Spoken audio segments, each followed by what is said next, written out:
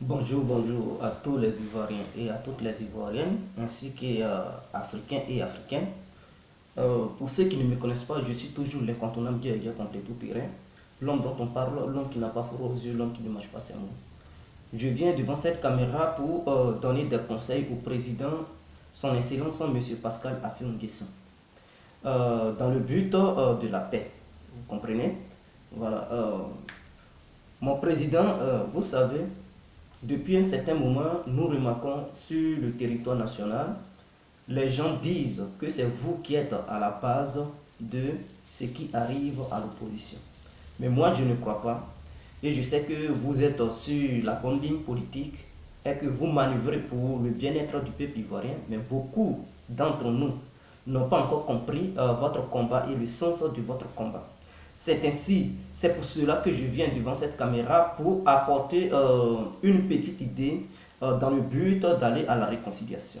Monsieur le Président, comme les choses sont comme ça, je vous demande et je vous prie beaucoup d'aller vers les chefs religieux, vous comprenez, les chefs religieux, les chefs catons, les représentants des syndicalistes, et ceux de la société civile et les représentants des planteurs et tout cela pour former un groupe et déléguer ce groupe pour former des chefs de groupe, et ceux-là ils vont représenter les Ivoiriens pour aller rencontrer le gouvernement en place dirigé par son Excellence Monsieur Alassane Ouattara, dans le but de parler de la paix, dans le but de parler de la libération de tous les prisonniers politiques, dans le but d'améliorer la vie des Ivoiriens, c'est-à-dire, si possible, d'entamer le dialogue politique entre le gouvernement et l'opposition pour le bien-être de tous les citoyens ivoiriens, afin que les Ivoiriens puissent savoir que vous êtes là-bas et que vous menez un combat de bon sens, un combat qui est sur la direction du bien-être du citoyen lambda que nous sommes, et non un combat pour diviser. Prouvez ça aux Ivoiriens pour que enfin ceux-là ils puissent ouvrir les yeux pour vous faire confiance, parce que les Ivoiriens de nos jours, ils aiment bien ceux qui les mentent, ils aiment bien ceux qui les manipulent. Et donc, je vous demande de mener les vraies actions sur le terrain. Monsieur le Président, Monsieur Pascal Affi-N'Guessan, je vous demande de faire cela. Si possible, oui, allez-y vers les chefs religieux, c'est-à-dire les musulmans, les chrétiens et tout cela. Oui, allez-y les voir, parce que le président Alassane, s'il y a un problème en Côte d'Ivoire, il envoie toujours les chefs religieux, n'est-ce pas? C'est qu'il leur doit une profonde considération. Donc, à votre tour, il ne peut pas refuser de croiser cela, non.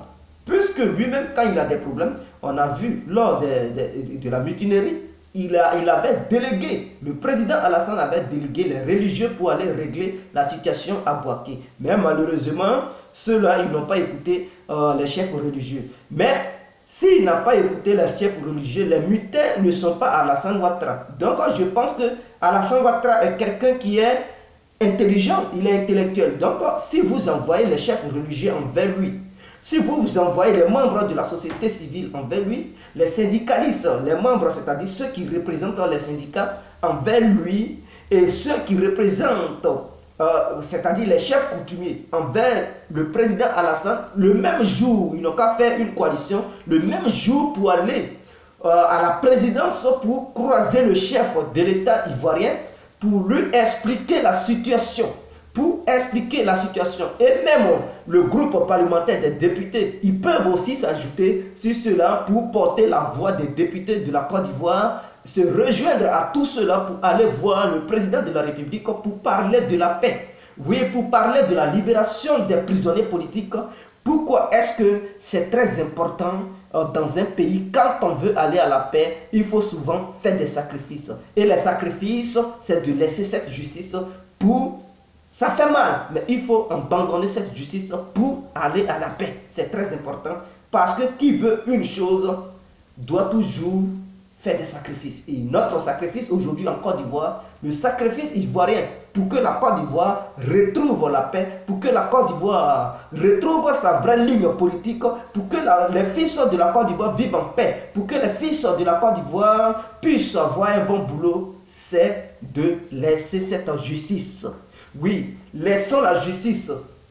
Laissons cette justice des événements que nous avons connus dans les moments difficiles, dans ces moments précédents qui étaient vraiment les moments pénibles. Il faut abandonner cette justice et faire le sacrifice pour aller à la paix. Allez-y croiser ceux-là pour leur faire comprendre cela, afin qu'eux, à leur tour, ils puissent faire comprendre le président et ses collègues pour que, voilà, un vrai discours, oui, un vrai débat politique puisse arriver sur la scène politique ivoirienne, parce qu'aujourd'hui nous constatons qu'il n'y a plus de débat politique en Côte d'Ivoire. Oui, l'opposition et le pouvoir ne veulent plus même dialoguer, et ce n'est pas bien. Dans un pays, il faut toujours dialoguer quand ça ne va pas et que la population pleure. Mais l'opposition représente la population. Et au nom de la population, l'opposition fait, voilà, crie le ras-le-bol au nom de la population. Et donc c'est l'opposition aussi même qui peut participer au développement de notre pays. Voilà, il faut un gouvernement d'union, c'est très important. Il faut engager un débat politique afin que nos frères et sœurs puissent avoir la liberté, ils puissent avoir la liberté, ils puissent être relâchés depuis les prisons. Il faut faire ce sacrifice. C'était mon petit message envers le président Pascal Affi N'Guessan, et je lui demande cela de faire un effort, même si cela avait été déjà fait, mais il faut refaire toujours, refaire ça toujours, monsieur le président. Voilà. Il faut refaire ça toujours. Il ne faut pas abandonner, il ne faut pas, voilà, baisser la garde pour dire j'avais déjà fait ça, donc voilà, ça n'a rien apporté.